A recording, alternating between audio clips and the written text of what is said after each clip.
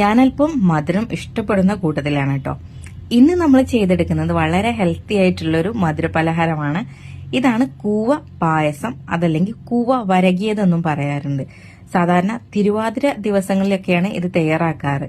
അതിനെ അവർ കൂവ പായസം എന്ന രീതിയിലാണ് കേട്ടോ ചെയ്തെടുക്കുന്നത്. അപ്പൊ നമുക്ക് എങ്ങനെ ചെയ്തെടുക്കുന്നത് നോക്കാം. ഞാനിവിടെ 5 ശർക്കരയിലേക്ക് 1.5 കപ്പ് വെള്ളം ഒഴിച്ചിട്ട് ഉരുക്കി മാറ്റി വെച്ചിട്ടുണ്ട്. ഇനി ഞാൻ 1 കപ്പ് കൂവപ്പൊടിയിലേക്ക് 3 കപ്പ് വെള്ളം ഒഴിച്ച് നമ്മളത് കലക്കി വെക്കാം കേട്ടോ.